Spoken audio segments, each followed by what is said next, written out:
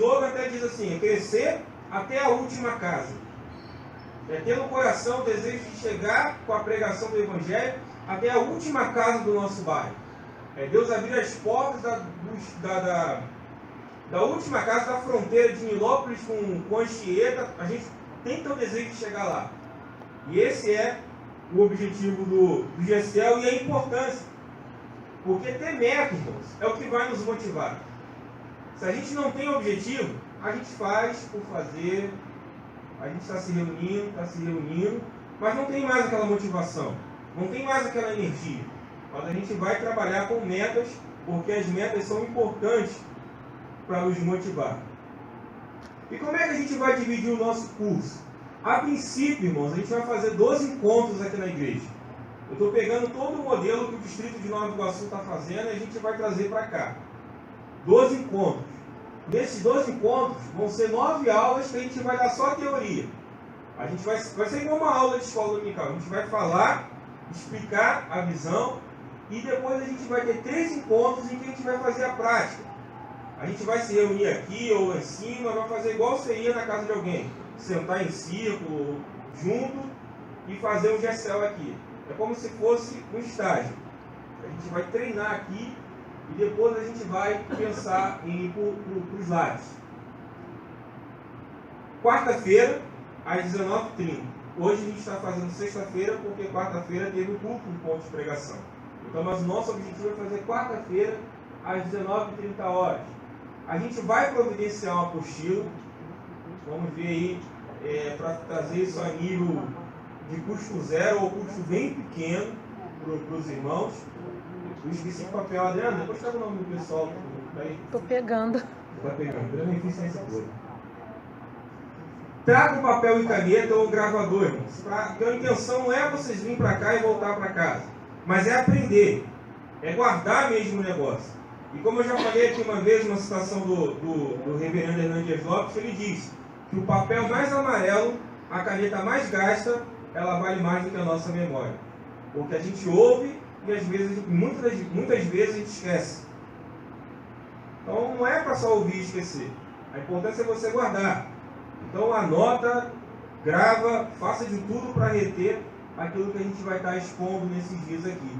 E a dinâmica do nosso curso é aula, irmãos. Não entendeu? Levanta a mão. Leandro, não entendi esse negócio aí. Dá para repetir, Leandro? Por que isso ou por que aquilo? É dinâmica de aula mesmo. A proposta de lá eu achei muito extensa. Eu vou ver como é que a gente vai funcionar hoje e para a gente poder evoluir mais para frente. A gente vai falar sobre a multiplicação do GECEL, porque o nosso objetivo é crescer, irmãos. A gente tem que trabalhar com essa meta de crescimento, de que vidas vão nas casas, pessoas não crentes vão ouvir a palavra, pessoas não crentes vão ser alcançadas, o grupo vai crescer e a gente vai precisar multiplicar.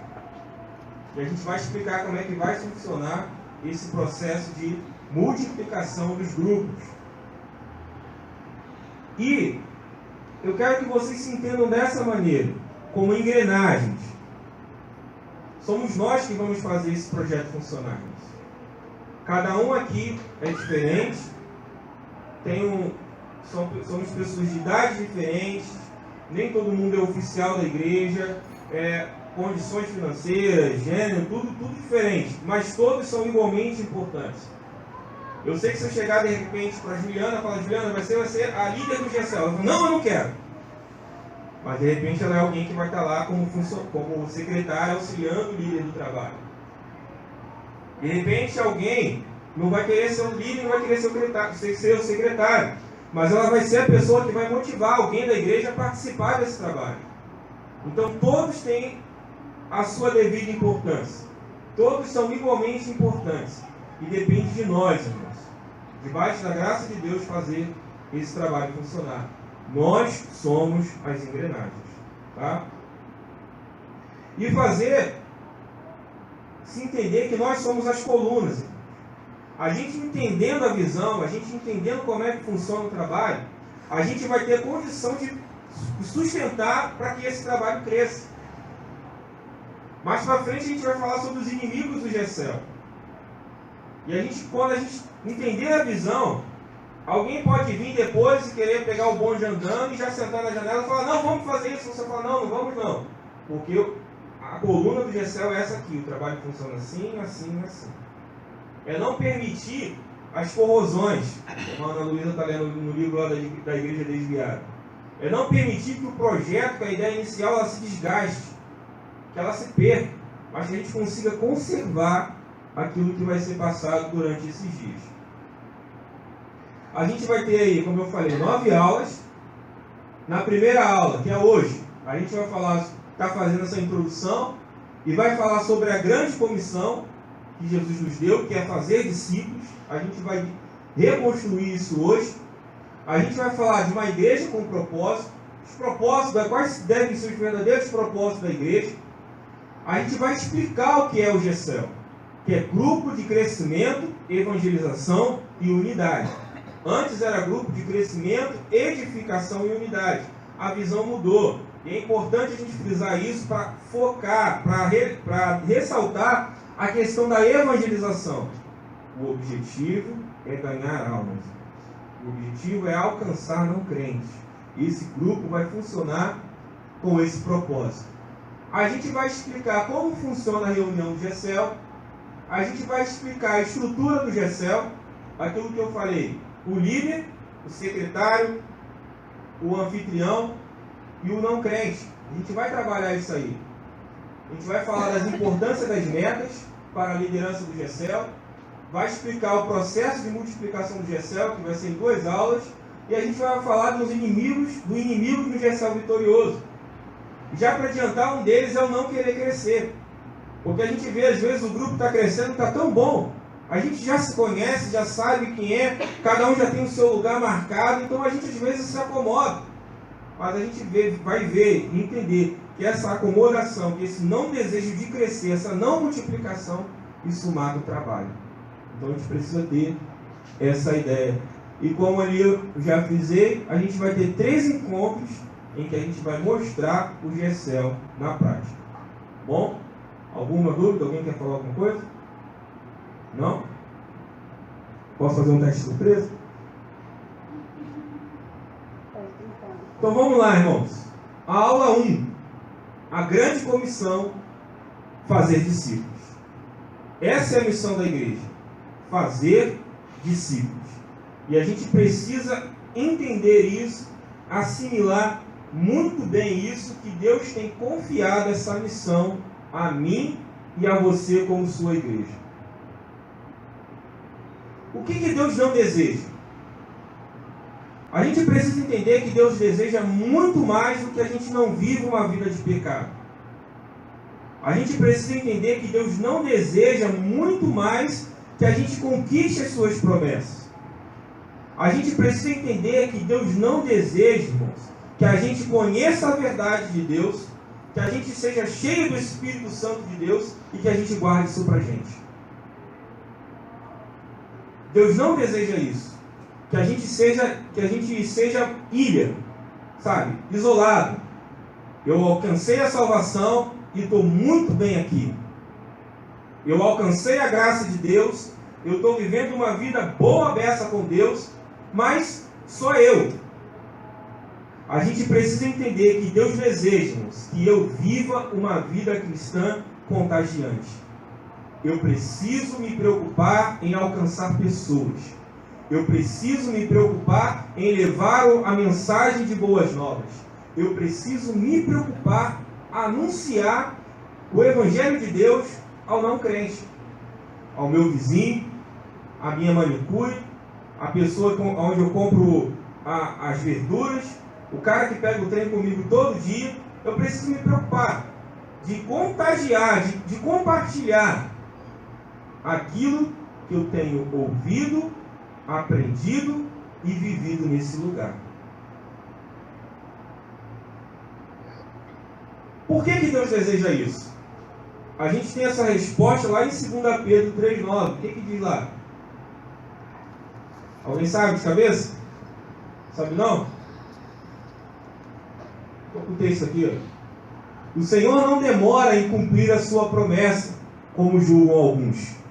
Pelo contrário, Ele é paciente com vocês, grifei ali, botei em negrito, botei a letra grande para destacar isso. Porque é o que Deus não quer. Ele não querendo que ninguém pereça, mas que todos cheguem ao arrependimento. Isso é o que Deus quer. Deus deseja que a gente compartilhe a nossa fé, que a gente compartilhe a verdade do Evangelho, porque Ele não quer que ninguém pereça, mas Ele quer que todos cheguem ao arrependimento. E como é que as pessoas chegam ao arrependimento? Ouvindo a palavra de Deus. Paulo vai questionar lá nos Romanos, né? Como é que vão crer naquilo que nunca ouviram? Como é que vão ouvir se não há quem pregue?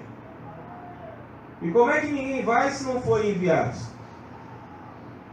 Há uma questão nisso aí que a gente precisa se preocupar.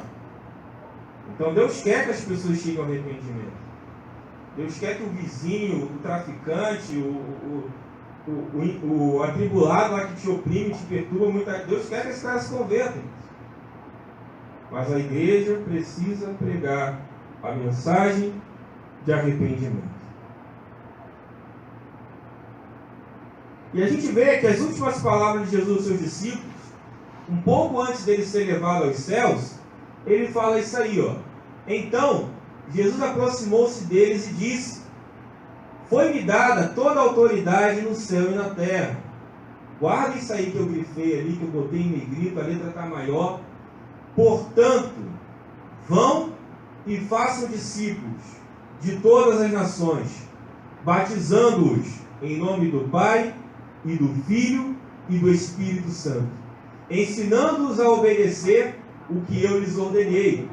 E eu estarei sempre com vocês até o fim dos tempos. Esse texto está lá em Mateus 28, do versículo 18 ao 20. Essa versão é a NVI. Mas a gente precisa gravar e meditar bastante nesse verso 19, em que ele disse: portanto, vão e façam discípulos de todas as nações, batizando-os em nome do Pai, do Filho e do Espírito Santo, ensinando-os a obedecer a tudo que eu lhes ordenei. Essa é a missão principal da igreja. A grande comissão é o ID, como a gente tem ouvido falar muitas vezes aí. A gente precisa se preocupar, guardar isso e pedir graça de Deus para a gente cumprir isso, porque Deus está contando com a gente para que a gente faça discípulo. E como eu falei, não é só na nossa vida, não é só a nossa casa. A gente tem falado isso na terça-feira. A gente precisa se preocupar em alcançar a cidade. Quando a gente alcançar a cidade, a gente precisa se preocupar em alcançar o estado do Rio de Janeiro. Depois que alcançou o estado, tem o Brasil e tem as nações. É até a última casa. Deus só vai saciar esse desejo quando a última pessoa ela for alcançada pela pregação do Evangelho. E Deus está contando com a gente. Deus está contando com a gente. Parece uma missão grande demais, mas Deus ele conta conosco. E 12 discípulos deram ouvidos a isso há 2.000 anos atrás, e hoje nós estamos aqui. Então, se dermos ouvido a essa palavra, muito mais pessoas serão alcançadas por essa pregação. E isso é a base do nosso curso. Esse versículo do Mateus 28. A grande comissão. É a base do nosso curso. A gente precisa guardar de tudo, a gente precisa guardar isso. Porque a gente precisa entender que essa missão é para todos. Essa missão de ir por todo mundo, de pregar o Evangelho, de ensinar, de batizar, de fazer discípulos, ela é para todo mundo. E a gente precisa olhar para isso e reconstruir essa visão sobre o ID. Porque qual é o entendimento que se tem sobre o ID? De que se vá. Mas eu não posso ir, eu tenho meu emprego aqui, eu tenho família, eu tenho filho, já estou de idade, tenho um monte de empecilho. Então quem vai não? Quem vai é o pastor, é o evangelista, é o missionário, é ele que vai. Só que a missão do ID ela é para todo mundo. A missão de ir, de fazer discípulos, ela é para todo mundo. E a gente vê que em Mateus 28, 19, nessa versão em português que a gente leu, tem duas ordens ali, que seriam: vão e façam discípulos. Só que se eu não posso ir, eu não tenho feito discípulo. Isso tem acontecido já cronicamente na história da igreja. É para ir e fazer discípulo. Mas se eu não posso ir, eu não faço discípulo. Porque eu acho que quem tem que ir, como falei antes, é o pastor, é o missionário, é o evangelista, é o grupo, é qualquer outra pessoa, menos eu, porque eu não posso ir. Eu não me vejo indo. Eu não falo outro idioma, eu não tenho dinheiro nem para sair de Nilópolis. Como é que eu vou ir? A gente acha que para ir tem que ir para o sertão, tem que ir para a África, tem que ir para a Ásia, para a China, para a janela 10x40. É essa a nossa visão de ir. Só que a gente precisa entender, irmãos, que esse chamado é para todo mundo.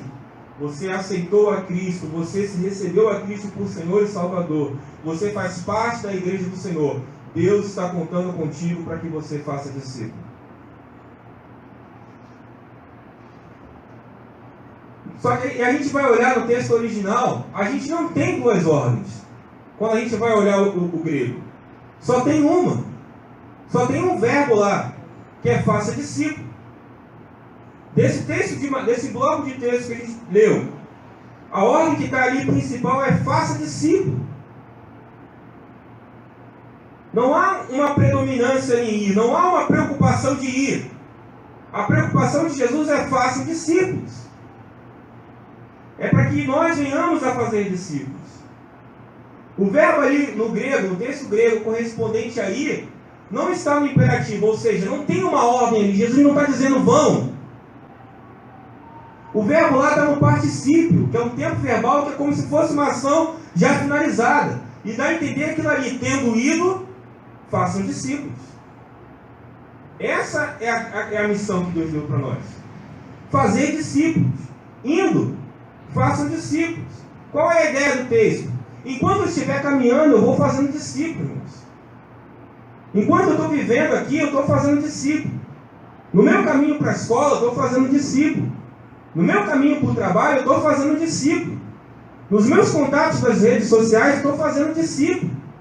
Na minha caminhada da igreja com alguém que é mais novo, estou fazendo discípulo. É fazer discípulo em todo tempo, por onde eu estiver indo, por onde eu estiver passando, aonde eu estiver. Eu preciso estar com a missão no meu coração de fazer discípulo.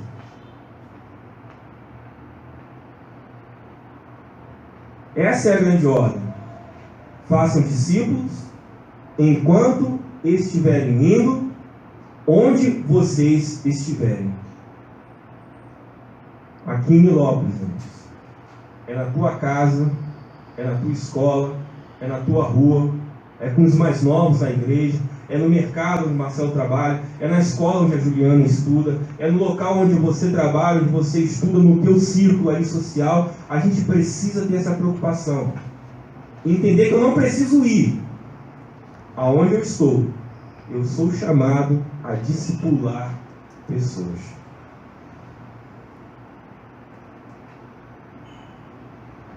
Qual é o problema dessa questão do ID que a gente falou aqui? É que ela restringe a missão a um pequeno e seleto grupo.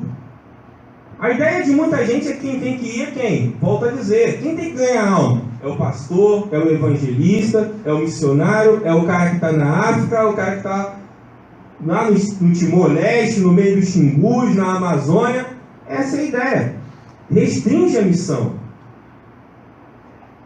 É restringir a missão a um pequeno e seleto momento. Quando que eu tenho que ir? Quando tiver um evento missionário. Quando tiver um trabalho da Escomil, da AGMIL, um trabalho de outra denominação, que tem que pagar, tem que fazer isso, tem que não sei o que lá, para poder ir, e durante esses dias eu estou indo, estou evangelizando. A gente restringe, limita.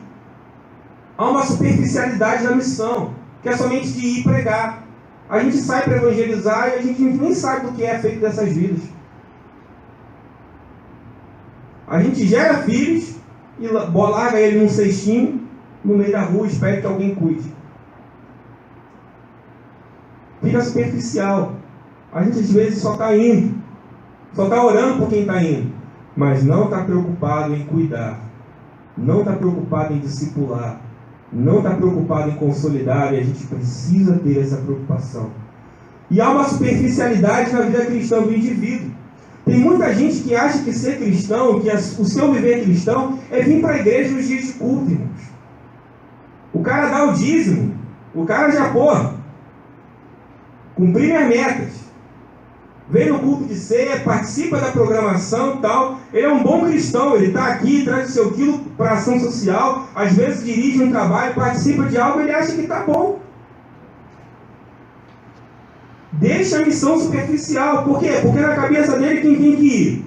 É o pastor, é o evangelista, é o missionário, é o cara que vai para a África, é o cara que vai para o Timor-Leste, para o meio dos índios. Esse é o cara que tem que ir.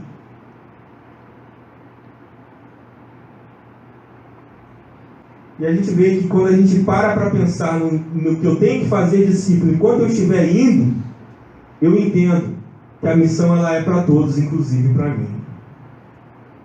A missão de pregar a palavra, de fazer discípulos, de consolidar pessoas, ela não é de um pequeno grupo. Ela é para todos, inclusive para mim. Inclusive para mim. Quando eu penso nessa questão do enquanto eu estou indo, eu tenho um entendimento de que a missão ela é on time, full time. Eu peguei isso aqui de uma propaganda antiga da Globo, que vai dizer que é na hora, é o tempo todo. É o tempo todo eu estou preocupado em discipular alguém. É o tempo todo eu estou preocupado em pregar a palavra para alguém. É na hora, no momento, onde eu estiver passando, onde houver uma brecha, uma oportunidade, aonde estiver alguém à beira do tanque lá, como estava na Samaritana, me fugiu a cidade agora, aonde estiver aquela mulher que eu vejo a possibilidade de pregar a palavra para ela, Senhor, eis-me aqui. É o tempo todo, é o ano todo. Não é no dia da igreja perseguida, não é no domingo do mês que a igreja está marcando, é o tempo todo. Eu tenho que ter essa preocupação. Eu tenho que ter essa inquietação. Eu tenho que ter esse desejo de Deus me dá uma alma para eu cuidar. Me dá uma alma para eu cuidar. Independente, irmãos, do grau de instrução que você tem. Todo mundo aqui conhece o Eliseu Gomes. Todo mundo aqui conhece a canção do Eita Butino. Todo mundo conhece. O pessoal mais novo, a Ana Luísa franziu a sobrancelha e que ela não conhece.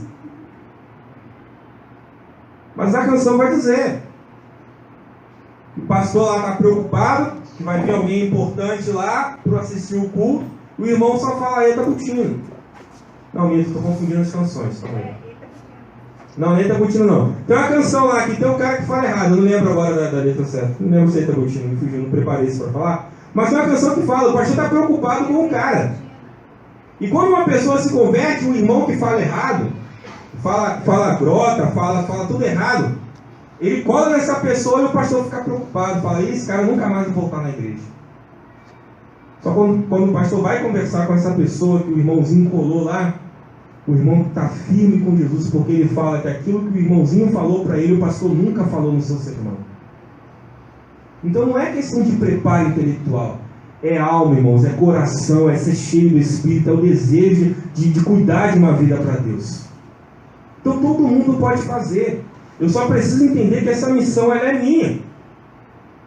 E quando eu entendo a questão do indo, eu entendo que o aprofundamento da missão, da minha missão cristã, não é só vir para a igreja, não é só dar o dízimo, não é participar da ceia, mas a minha missão como cristão é evangelizar, consolidar e discipular alguém. Deus tem mais para fazer através da tua vida. Deus tem mais para gerar através de mim e de você, irmãos. A gente está aqui também, além disso tudo que a gente falou que é útil para o reino, mas para evangelizar. Levar a mensagem de salvação. Para consolidar alguém. Falar, rapaz, você crê? Ah, eu creio. Então vamos se batizar, vamos descer as águas, vamos cumprir aquilo que a palavra de Deus diz, vamos ficar firme na igreja e depois ensinar essa pessoa a obedecer a palavra de Deus. É um aprofundamento de um propósito de vida cristã. É entendermos que eu posso fazer e gerar muito mais para o reino de Deus do que talvez eu possa ter feito até hoje. Essa frase do pastor Josué Campanhã, se eu não me engano, ele é da Assembleia de Deus, e diz assim: quando a igreja apenas evangeliza, está convidando pessoas para aceitarem as boas novas de Jesus, mas não para serem discípulos dele. Evangelizar é levar as boas novas. Discipular é promover transfusão de vida. Jesus veio para que as pessoas tenham vida e vida em abundância. Quando eu prego a mensagem do Evangelho, irmãos, eu apresento o caminho de salvação. Mas quando eu discipulo alguém, eu ensino essa pessoa a viver a vida que o caminho de salvação, que o caminho das boas novas nos propõe a viver. Tem muita gente que aceita Jesus, se converte, mas não amadurece. Passa sempre o mesmo crente menino a vida toda. E às vezes, numa pequena situação, ela vai e se desvia. Por quê? Faltou o discipulado, faltou o amadurecimento. E a gente precisa fazer essa transfusão de vida. É compartilhar, uma música até que a gente canta, desse fogo cerrado em nosso peito. É muito bom a gente ter essa convicção, esse amor, essa paixão por Jesus, mas a gente precisa ter a inquietação de compartilhar isso para alguém. De ver, como o presbítero Alves falou na pregação de quinta-feira, de ver alguém chorando por Jesus igual a gente chora. De ver alguém apaixonado, alguém que se entrega, alguém que se doa, alguém que se dá da mesma maneira que a gente se dá. Porque aquilo que Cristo nos deu não pode morrer conosco, irmãos. Não pode ter só um maluco por Jesus igual o Luiz, que entra na favela, na boca de fumo, abraça ladrão. Não, tem que ter mais gente, irmãos. Tem que ter gente sentindo esse gostinho, esse prazer de como é bom ir lá e roubar uma vida das mãos do adversário. Tem que ter mais gente que ama cantar um corinho como o presbítero Alves ama cantar aqui, irmãos. Tem que ter mais gente orando igual a irmã de Sé, entregando profecia como o presbítero Marcelo. Tem que ter mais, a gente precisa compartilhar. Compartilhar. A gente precisa transmitir, de levar pessoas a ter a mesma experiência com Deus que a gente tem tido. Porque senão a gente morre, e aquilo que Deus nos deu morre com a gente, e a geração seguinte, como diz o livro de Juízes, ela não conhece o Senhor.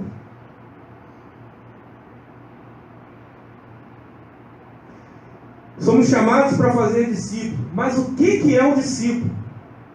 No dicionário, discípulo tem sentido de pupilo, um aluno, um aprendiz. Essa questão do discipulado não é restrita, não está só presa ao nosso meio cristão. Discípulo tem para tudo que é lado. Tem aluno, tem pupilo, tem aprendiz para tudo que é lado. Só que quando a gente vai olhar para a Bíblia, no Novo Testamento, o que é um discípulo? É alguém que está seguindo Jesus. Todo aquele grupo lá que está seguindo Jesus, os fariseus olham para ele e falam, são discípulos dele.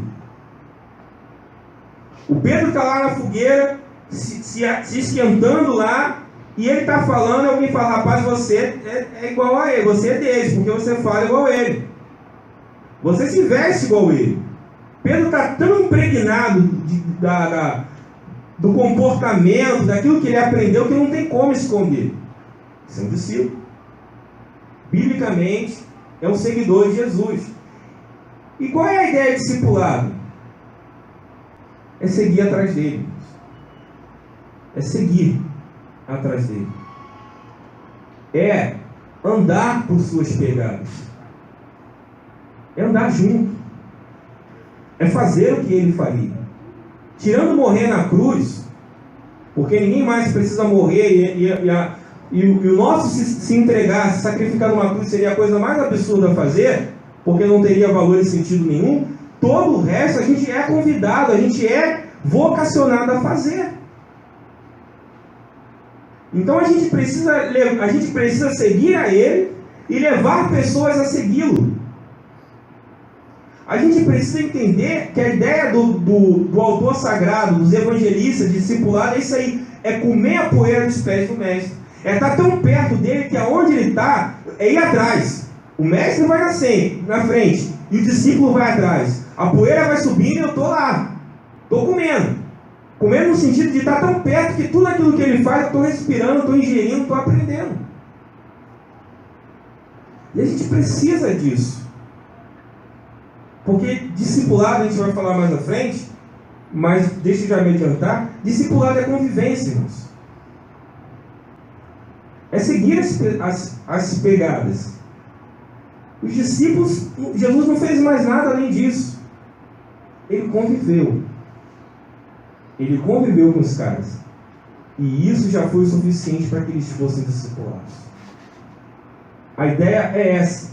E a gente vê que naqueles tempos antigos não tinha escola. Então o que o pessoal que tinha condição fazia? Pegava um filho ainda bem novinho e deixava lá aos pés de um mestre.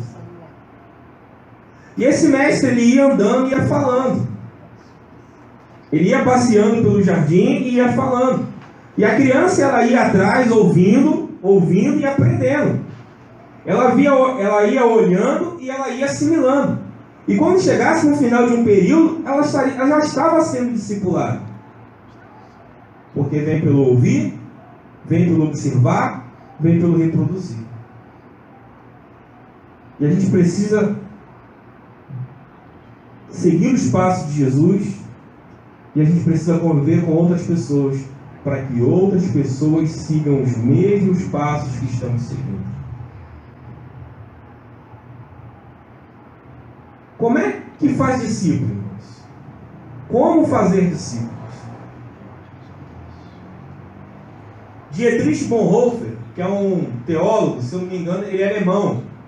Ele faz essa definição, tem um livro dele, Discipulado, que é muito bom. Que ele vai falar sobre o discipulado de Jesus e ele fala assim, eu tirei essa frase do livro dele. O que sabemos a respeito do conteúdo do discipulado? Segue-me. Vai andando atrás de mim. Estudo.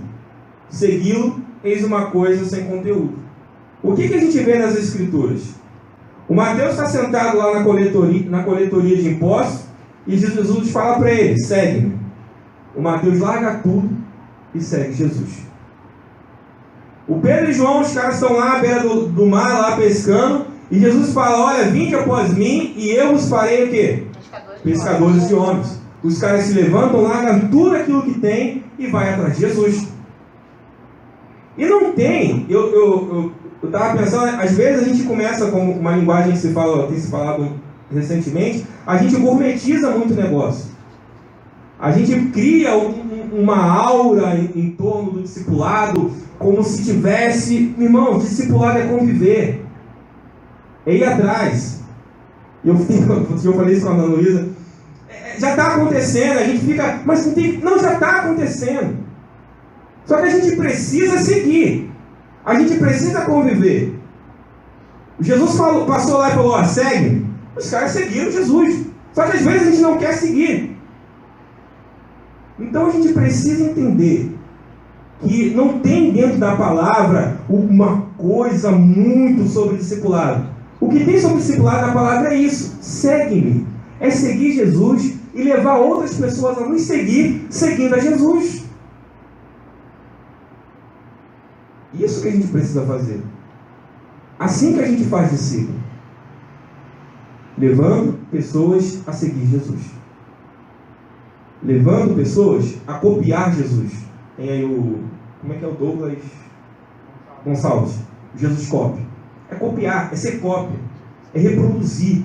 É pisar. É seguir os caminhos dele. Mesmo às vezes sem concordar. Eu contei a história para o Caio esses dias, uma vez subi um monte com uma pessoa. E a pessoa escolheu ir pelo caminho mais difícil. Mas eu fui atrás dessa pessoa, fiz essa experiência. E eu nunca meio do caminho falei que se eu fosse eu ia por ali. Mas a pessoa foi pelo caminho. Eu fui, no final cheguei lá. Cheguei no caminho, que eu não fui por onde eu queria ir, mas fui por onde a pessoa foi, porque eu estava seguindo ela. Cheguei lá. Isso é discipulado. Não é, o caminho está aqui. Não concordo para aqui, eu vou para cá. Não, você deixou de ser discípulo. É seguir. É estar tão junto que, como diz a gente colocou a frase ali uns slides atrás, eu estou tão junto da pessoa que eu estou impregnado da poeira que a pessoa vai andando e vai levantando. É a mesma história de Elias e Eliseu. Pede-me o que queres. Eu quero porção dobrada do Espírito estar sobre ti. Se você me ver, o dia que o Senhor me tomar, você vai receber. E Eliseu não largou o pé de Elias até que Elias subiu aos céus. É estar junto, é estar perto, é caminhar, é ouvir, é aprender, é reproduzir. Como é que faz discípulo? O texto de Mateus 28, 18 ao 20 diz: eu faço discípulo indo. Eu preciso evangelizar. Eu preciso levar a mensagem de boas novas. É batizando, é consolidando, é mostrando a pessoa o caminho da palavra. E é ensinando a obedecer. A gente precisa ter a preocupação de ensinar, irmãos, a palavra de Deus. Ensinar as pessoas a obedecer. Olha, o caminho é esse aqui. Tem muita gente que às vezes não faz, não é porque não sabe. Porque não sabe. Eu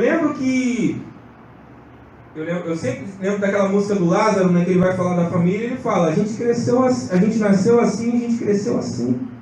É um comportamento que às vezes é reproduzido. Isso acontece às vezes, as pessoas vêm de qualquer religião aí fora, a pessoa se converte e traz para o cristianismo tudo aquilo que ela tinha lá fora. Só que ela precisa de alguém para ensinar: rapaz, você precisa fazer diferente. É o que o Paulo fala numa carta dele lá: olha, o que roubava não roube mais. Olha, o que fazia assim não faça mais. Olha, vem cá, você chegou na igreja, você precisa orar. Está lendo a palavra? A gente precisa ler a palavra. Olha, antes você era uma pessoa que adulterava, não, agora você não pode nem ter pensamento impuro. Se teve pensamento impuro, você precisa orar a Deus e se arrepender. Olha, você precisa ser fiel, olha, você precisa isso, você precisa aquilo. A gente precisa ensinar. Ensinar. E ensinar dá trabalho. Ensinar dá trabalho. Só que se a gente não ensinar, irmãos, a gente compromete o processo discipulado.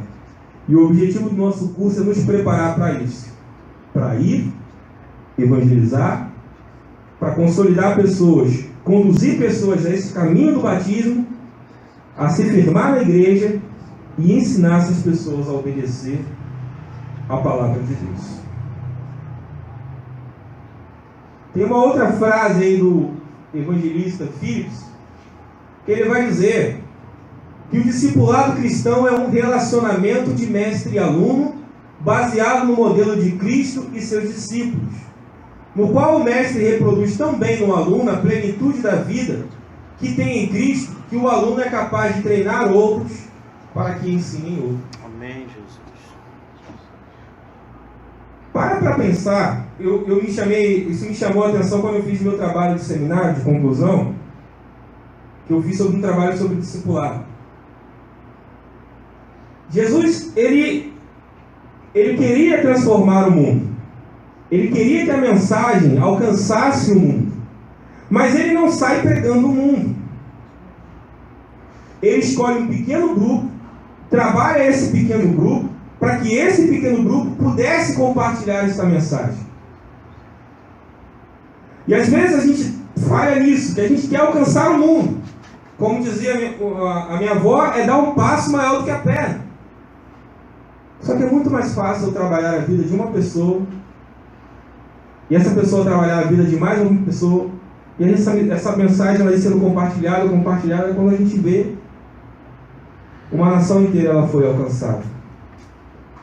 E esse trabalho de pequenos grupos, irmãos, é o que Jesus faz. Ele pega os 12, ele convive com os 12, ele compartilha a mensagem com os 12, e os 12 fazem todo o trabalho depois que ele parte. Não foi Jesus que escreveu os evangelhos, as cartas, foram os seus discípulos.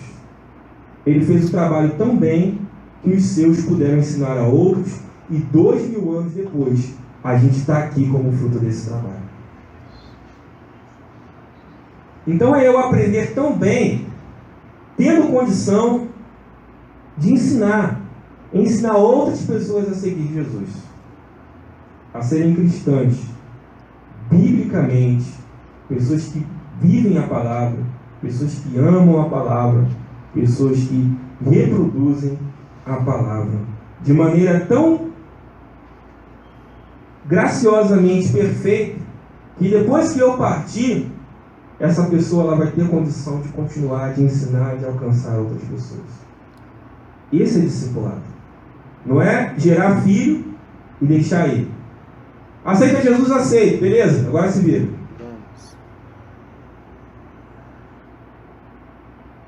Não, precisa ensinar. Talvez se você não tivesse tido alguém, uma mãe, uma avó, uma tia, alguém que se preocupou com você, você não ia tomar banho todo dia, não ia escovar dente depois de cada refeição.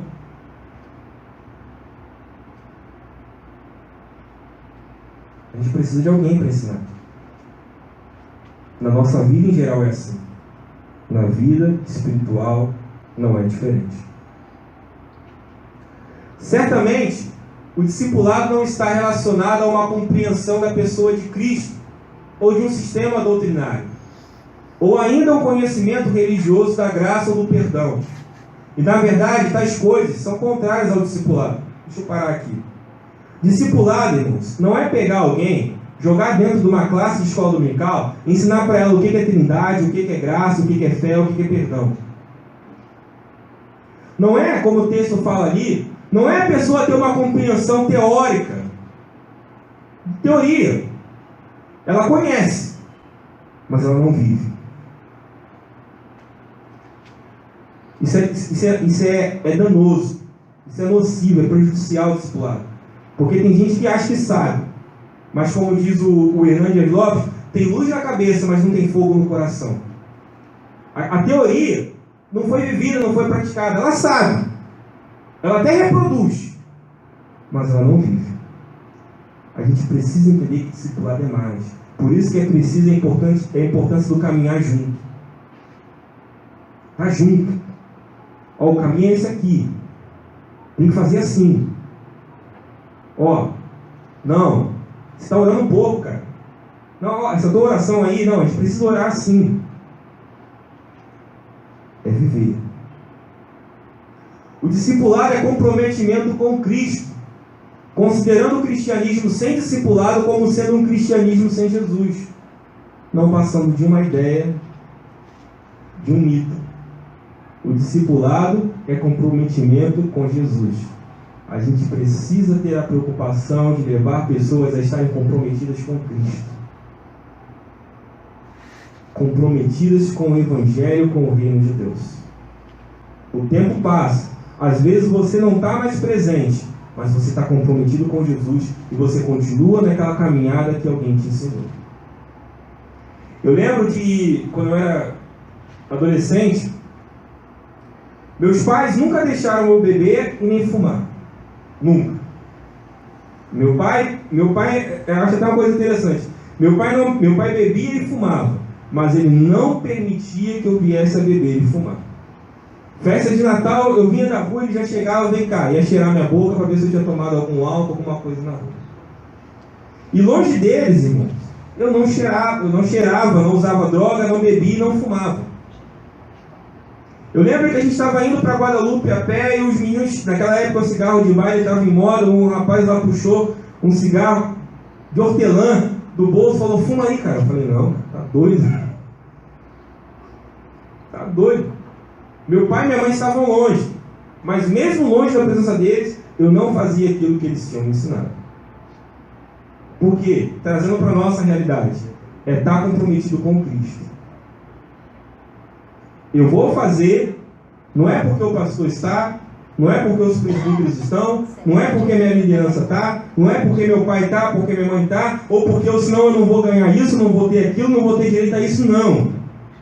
É porque eu estou comprometido com o Evangelho. Eu tenho um compromisso com ele, eu sei que eu preciso fazer, não dá para voltar atrás. E entendermos que se eu não estou fazendo discípulos, eu estou vivendo um evangelho, um cristianismo capenga. Porque ser cristão implica em fazer discípulos. Ser cristão implica em ganhar almas, em levar essas pessoas a se batizar e levar essas pessoas a obedecer a palavra de Deus. A gente vai falar mais à frente.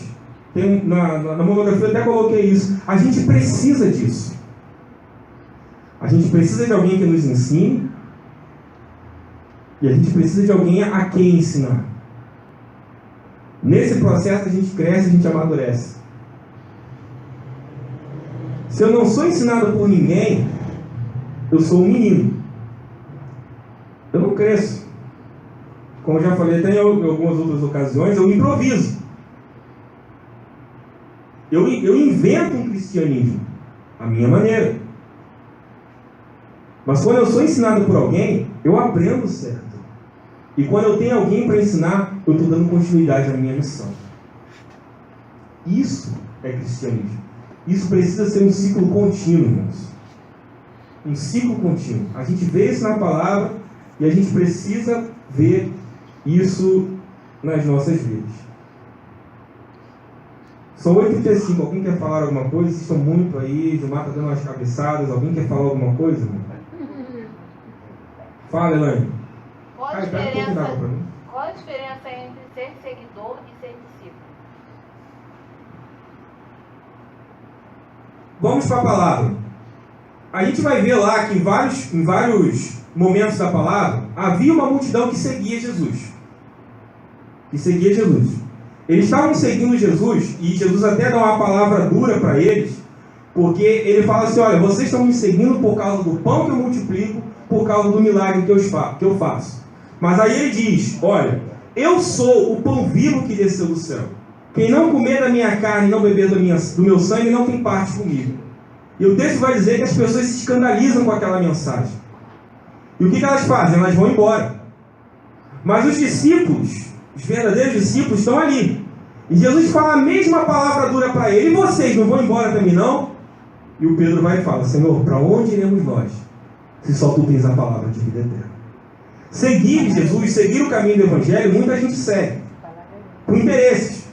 A gente vê igrejas que estão assim, porque lá tem a promessa do milagre, lá tem a teologia da prosperidade, lá tem a promessa disso, daquilo outro. Mas eu não tenho comprometimento com a palavra por causa de entender que Jesus ele é o Messias, o Filho de Deus, como o texto mesmo diz: o caminho, a verdade e a vida.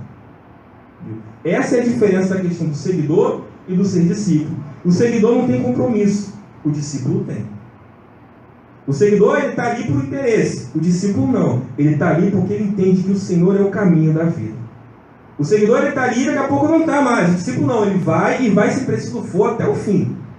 Tanto que todo mundo lá morreu. O Flávio José, o historiador Flávio José, vai dizer que faltou madeira para fazer cruz, porque pegar toda a madeira que tinha, fazer um cruz para crucificar os cristãos, mas ninguém largava a pé, porque entenderam que não tinha outro caminho, estavam comprometidos. Acho que a palavra principal é essa, esse comprometimento com o Evangelho, com o reino de Deus. Tá? Alguém mais? Não? Fala, Marisa. O discípulo tem a convicção e o seguidor tem a opção que pode desistir por ele não ter o que o discípulo tem. Sim. Falta é questão dessa convicção. É a convicção que vai nos levar ao comprometimento. A minha mãe, ela dizia assim para mim, eu não esqueço disso, que todo homem precisa de uma religião, independente de qual venha a ser. Minha mãe falou isso para mim uma vez, eu não esqueço disso. A gente estava ali no quintal de casa, ela estendendo roupa no varal, porque eu fiz primeira comunhão na igreja católica, cheguei para missa todo domingo. Olha que católico sem vergonha que eu fui. Eu fiz a primeira comunhão, aquela coisa bonita, né? Tomei a hóstia, bebi o vinho e tal, pá. Aí nos dias seguintes, eu estava indo todo domingo. Daqui a pouco eu passei aí um domingo por mês quando tinha comunhão. Daqui a pouco eu só ia em dias de festivos de santo e tal, daqui a pouco eu não estava indo mais.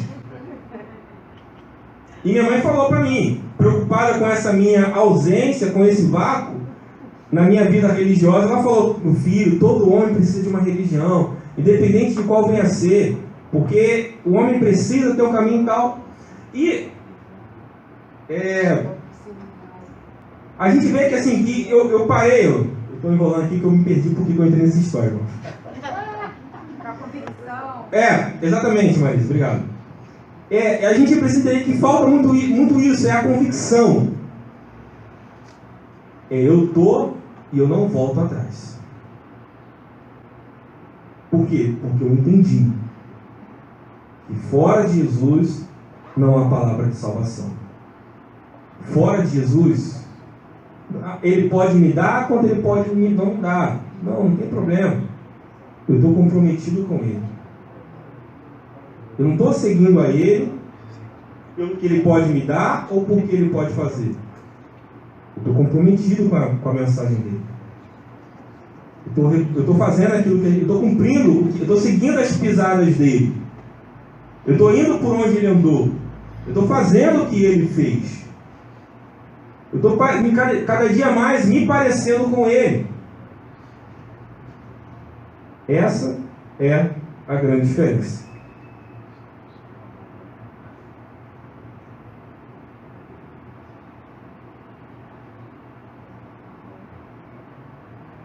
Rapaz, eu preciso de um computador novo. Travou aqui.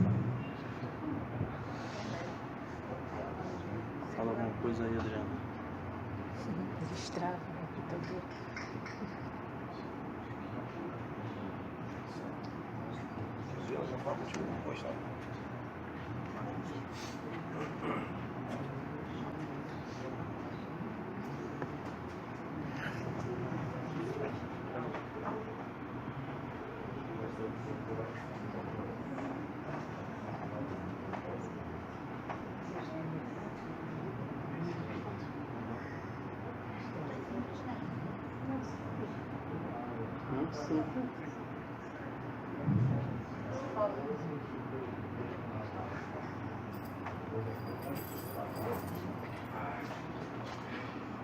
Você está caminhando para o final, irmãos. Entendeu? Qual o motivo da ordem de Jesus? É que Deus tem uma visão e por isso Jesus nos comissionou a fazer discípulos. Porque Deus tem uma visão. E esse cara ali, o Bill, vamos chamar de Bill. Ele escreve que visão é um quadro do futuro que desperta paixão. É olhar para o futuro, é mentalizar algo, e isso faz o nosso coração arder e nos motivar a trabalhar para alcançar aquilo que a gente vislumbrou acontecer no futuro. E Deus, ele tem uma visão. Deus, ele está olhando para o futuro, vendo algo que ainda não aconteceu, e esse algo está despertando um desejo no coração de Deus, que levou Jesus a se entregar e a nos mandar a fazer discípulos. Mas se visão aponta para o futuro, o que Deus quer, irmãos, que ainda não aconteceu? O que Deus escolheu depender da gente? Hein? Levar a palavra, o quê? Fala, Gilmar. É isso aí mesmo. Então fala, você falou, eu escutei. Fazer discípulos. Por que Deus nos levou a isso? O que será que está no coração de Deus que ainda não se concretizou? O que ainda está ardendo no coração de Deus, que Deus ainda está batendo na porta do nosso coração, dizendo, olha, vocês precisam fazer discípulos. Apocalipse 7:9. Depois disso olhei, e diante de mim estava uma grande multidão que ninguém podia contar, de todas as nações, tribos, povos e línguas, de pé, diante do trono e do Cordeiro, com vestes brancas e segurando palmas. Deus está olhando para o futuro e está vendo uma multidão de todos os povos, línguas e nações que vão se reconciliar com Ele por meio de Cristo Jesus, ao ouvir a mensagem do Evangelho que nós iremos levar. Por isso que a gente precisa evangelizar e fazer discípulos. Porque Deus está olhando para o futuro e vendo todas essas pessoas que vão se converter pela pregação do Evangelho de Deus. Isso queima no coração de Deus. E isso precisa queimar no nosso coração também, irmãos. Uma multidão de incontável, de todos os tipos e lugares, reconciliadas com o Pai, através de Jesus. Este é o quadro que desperta a paixão em Deus. E esse quadro precisa despertar paixão também em nós. Ele esperou isso dos discípulos.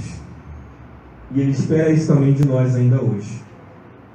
Que a gente tem esse desejo de ver uma grande multidão diante do trono de Deus, adorando o nome do Senhor, reconhecendo que Ele é santo, santo, santo, com as vestes brancas, lavadas no sangue de Cristo, como a gente vê na leitura do livro de Apocalipse. Isso precisa nos impulsionar.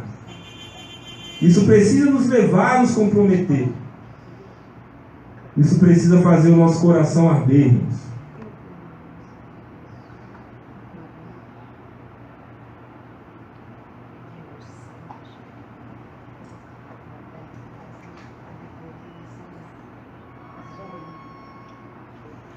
Não entrou um texto que eu botei aqui, mas o texto era a passagem da multiplicação dos pães.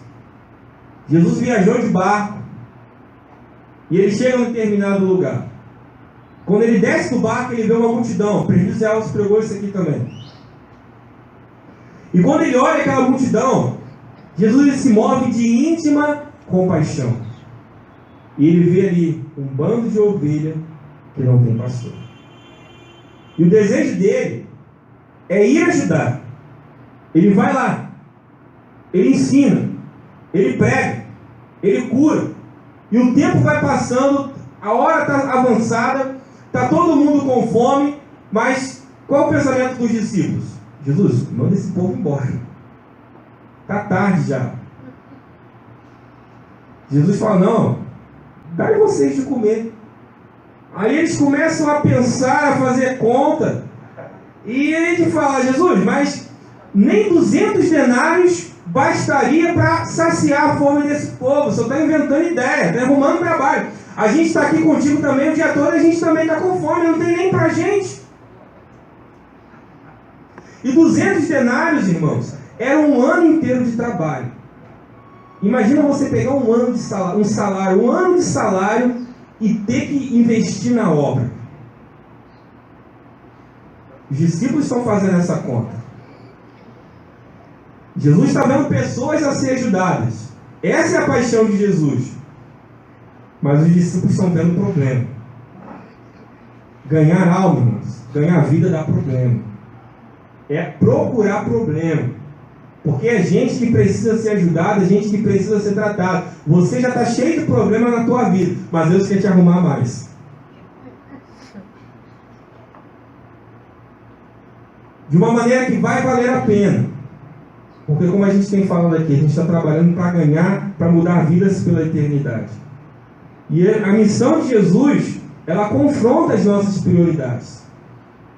A gente faz igual os discípulos, a gente para, a gente faz conta. A gente calcula. A gente fala assim, Jesus, eu vou ter que perder a hora de sono. Vou ter que abrir mão disso, daquilo outro. A gente faz conta. E a pergunta é, irmãos, a que custo? Quanto vale uma alma? Vale a pena gastar tanto?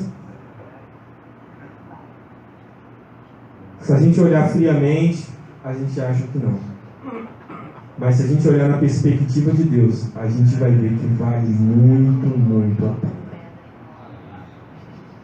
Porque a gente vai trabalhar não é para levar alguém para um evento do qual a pessoa depois vai voltar e vai ter condição, quem sabe, de ir no próximo ano ou algo semelhante. Essa missão é resgatar alguém do reino das trevas e levar para o reino do amor de Deus, no qual a pessoa vai passar a eternidade. Vale muito a pena. Vale muito a pena. Vale a pena gastar tanto. Só que só vale a pena gastar tanto se eu tiver paixão. Eu tenho que amar, irmãos, do jeito que Deus ama. Eu tenho que olhar as pessoas com amor. Esse amor, esse desejo de povoar os céus precisa queimar nosso coração. Esse desejo de ganhar almas precisa arder no nosso peito, de ganhar alguém, de ter compartilhado a alegria, de ver alguém descendo as águas e depois compartilhar essa visão, de ver alguém aprendendo a obedecer os caminhos do Senhor. Amém. de ver uma pessoa mudando de vida. Alguém que não queria nada com Deus, hoje está orando, está seguindo a palavra, está vivendo uma vida piedosa. Alguém que talvez olhava na rua e dizia, assim, daí só a morte, não, só a vida em Cristo. A gente vê essa pessoa tendo uma vida transformada. A gente precisa ter essa paixão no nosso coração, irmãos. A gente precisa orar a Deus, Senhor, dá-nos amor por almas. A gente precisa pedir, Deus nos ensina a amar esse povo do jeito que o Senhor nos ama. A gente precisa orar a Deus e pedir, Deus, Senhor, me ensina, me coloca, faz brotar isso no nosso coração. Porque sem amor, irmão, sem paixão, a gente não consegue cumprir essa missão. Porque é difícil. Dá trabalho. Dá trabalho. Conversa com o teu pastor para você saber se dá trabalho cuidar de outra vida. Os mais novos, conversa com seus pais para saber como é que é acordar de madrugada com você chorando com você. Às vezes reclamando e não ter... Às vezes olha para o bebê e não entende. O bebê não sabe se expressar. E muitas vezes o novo convertido também não. Assim. Dá trabalho, mas irmãos. É cuidar. E hoje você está aqui, essa pessoa bonita, alguns já são casados, têm filhos, outros aí estão aí se preparando para um pré-militar, para galgar uma carreira profissional. Quão gratificante é, já que eu peguei a Juliana, por exemplo, quão gratificante deve ser para o Charles e a Inês olhar para a Juliana hoje e ver. Lá no começo do trabalho. Mas depois a gente vê o crescimento, vê os frutos e vê que vale a pena. Tem que ter paixão, irmãos, tem que ter amor. E a gente precisa orar por isso. Porque sem paixão, sem compaixão, não dá para cumprir a missão. A missão requer responsabilidade. Tem que se responsabilizar, irmãos. Eu sei que vai ser difícil para você ficar aqui me aturando. Eu vou dividir esse tempo de aula. Eu vou pegar na tacada só, porque eu já vi que não dá. Mas vir para cá, abrir mão de onde ficar aqui para aprender, para ver, às vezes, um aspirante, eu já falei que não é nada, te contradizendo aquilo que você entendeu a vida toda, mas é responsabilidade. É se comprometer comigo, com o pastor não, com o reino, com Cristo. Com a causa, com a missão do reino. Tem que ter responsabilidade. Tem que entender que Jesus ele vai voltar e ele está contando conosco. Jesus, deixa eu pegar só esse gancho ali, Jesus fala para o discípulo, olha, dá vocês mesmos para eles comer. Porque tem coisas que Deus está contando com a gente. Está contando com a gente. Deus está contando contigo. É você. Você que tem a responsabilidade. Se a Inês e o Charles não acordam de madrugada para dar de mamar para a Juliana ia ficar desnutrida, ia ter fome, talvez até adoecer, talvez nem estivesse aqui hoje. A responsabilidade ela é da igreja. Como a gente falou antes já, não é de um grupo pequeno, é de todos. Todo mundo, você que está aqui, as pessoas que não estão aqui, tem que se sentir responsável em evangelizar, em discipular e em consolidar pessoas. Irmãos. Porque Deus está contando com a gente. A missão requer sacrifício. Tem que se sacrificar, irmãos.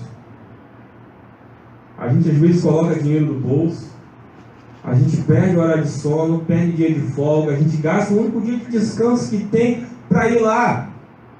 A gente às vezes abre mão para dar um telefonema, a gente tem sacrifício.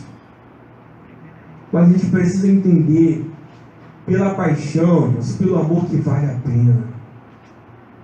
Porque essa é a vontade de Deus. E como cristãos, essa precisa ser a nossa vontade também. Apesar de cansados e com fome, cansado e com fome, Jesus serviu a multidão. Jesus estava cansado também. Jesus estava com fome também. Mas ele entendeu a sua missão. Quando ele tem um encontro com a mulher samaritana, os discípulos, quando ele chega lá, os discípulos ficam para comprar comida. Eles vão lá, conseguem comida e eles voltam. Só que quando eles voltam, a mulher ela vai para a cidade contar o que aconteceu. E eles falam para Jesus, Jesus, come, bebe. A gente está contigo a viagem toda, você não comeu, você não bebeu, come e bebe.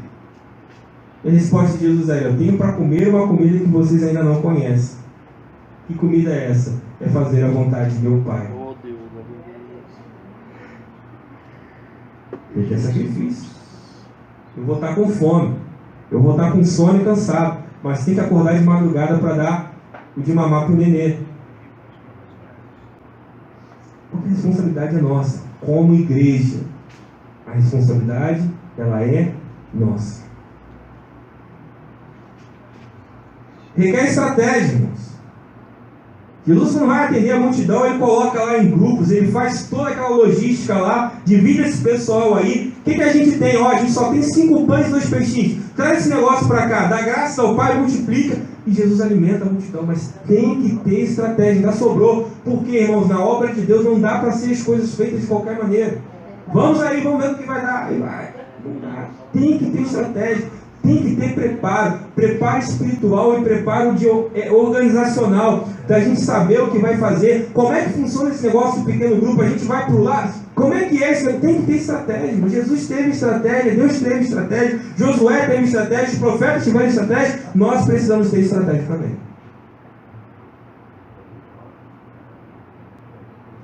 É olhar para o momento que estamos vivendo e buscar diante de Deus como é que a gente vai fazer esse negócio. E Deus dá estratégia. Uma das estratégias é essa que a gente está estudando hoje. Vai estudar durante esses dias. E colocar o negócio em prática. Mas a gente precisa entender, irmãos, que a missão, que requer de nós compaixão, que requer de nós compromisso, que requer de nós sacrifício, que requer de nós responsabilidade, ela tem uma recompensa. A gente precisa entender que quando a gente cuida das coisas de Deus, Deus cuida das nossas coisas. É verdade. O texto diz lá, buscar em primeiro lugar o reino de Deus e a sua justiça e as demais coisas serão acrescentadas. uma vez na vida, outra na morte? Não, é uma coisa contínua. Deus vai cuidar de nós. Eu aprendi isso com um pastor, e eu, desde lá de Ricardo, sempre falo isso. E Deus falou isso para ele: cuida dos meus, que eu vou cuidar dos seus. Quando a gente cuida das coisas de Deus, Deus cuida das nossas coisas. E não é uma perspectiva, eu estou até brincando com o cara, vai ter galardão, não. São bênçãos terrenas, Deus vai cuidar da gente aqui, eu vou enriquecer, não. É a provisão, é a prosperidade, não é o enriquecimento, é a não ter falta de nada. É o que o salmista vive lá no Salmo 23. O Senhor é meu pastor e de nada eu terei falta. É ser cuidado por Deus e não ter falta de nada. Às vezes não se tem, mas se tem não aquilo que quer, mas aquilo que precisa. Por quê? Porque tem uma recompensa da parte de Deus quando a gente se envolve na missão. Porque como Paulo falou lá, irmãos, ninguém que milita às próprias custas. É verdade, meu Deus.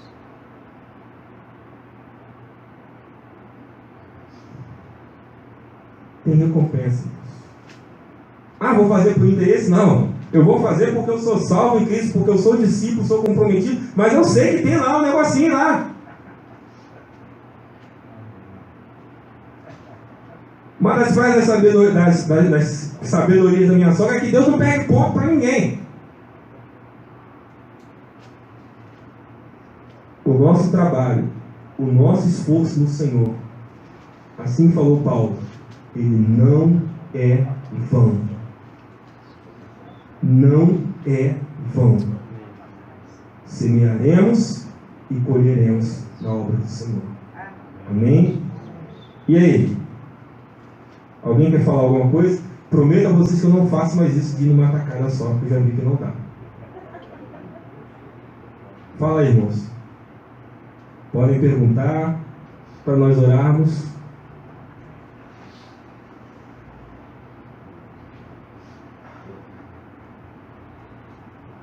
O professor meu dizia: se não há dúvidas, há dívidas. Deu para entender legal, irmãos? Amém. Nosso compromisso, a nossa missão é fazer discípulo. Enquanto estivermos indo. Quando? Todo o tempo. Por quê? Porque esse é o desejo de Deus. Que desejo? De no grande dia ver uma grande multidão de todas as línguas, povos, gente de todo tipo, que se reconciliou com Deus por meio de Cristo Jesus. Isso arde no coração de Deus.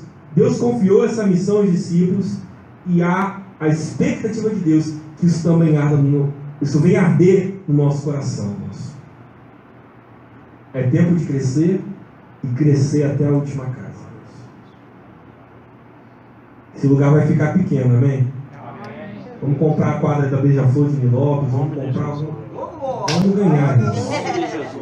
Não, eu falo isso, não é da boca para fora, não. Deus, é o desejo, eu tenho entendido isso, isso tem mexido comigo.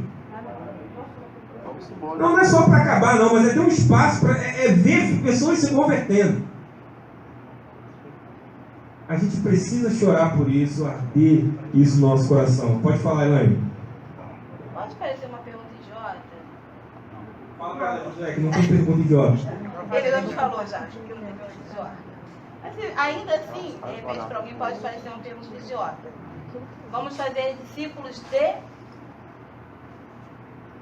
Oi? Discípulos de... Jesus. É isso que você fala? É. Discípulos de Jesus, do ensino. Do ensino da palavra. Deixa eu voltar aqui alguns slides. Do meu exemplo, de quê? Vou voltar aqui. Ou é um conjunto, isso tudo? Ou vou fazer o discípulo de Cristo através de quê? Do meu exemplo, do ensino que eu vou, do quê? Isso aí. O que é discípulo? É ser seguidor de Jesus. É seguir atrás dele. Ou seja, andar por suas pegadas. É levar alguém. Primeiro eu tenho que ser discípulo. Eu tenho que seguir as pegadas do mestre. E eu vou levar pessoas a seguir as minhas pegadas, porque eu estou seguindo as pegadas dele. No caminho que eu estou seguindo, obedecendo a palavra, eu vou trazer outra pessoa. Vou falar, Caio, vem cá. Vem cá, rapaz. Siga meus bons. Meu filho, caminho por aqui, ó. Para subir nesse púlpito, tem que subir esse degrau aqui, ó. Quando você estiver cansado, você pode sentar aqui, ó. Senta nessa cadeira que é boa. Descansou? Isso aí, cruza a perna que fica mais elegante. Descansou? Vamos embora, cara. Vamos pra cá. Para descer, não desce por ali, não desce por aqui. Tem que descer por aqui, porque o caminho é esse. Isso é discipulado. É andar junto. É andar, é convivência. É ensinar o caminho. É levar pessoas a fazer aquilo que fazemos, imitando a palavra de Deus, imitando a Cristo. Isso é discipulado. É convivência. É trabalho. Dá trabalho. Mas é assim. Fala. É isso. É compartilhar, Elaine. Uma das coisas que eu falei é o desejo de Deus não é que a gente viva um cristianismo para si.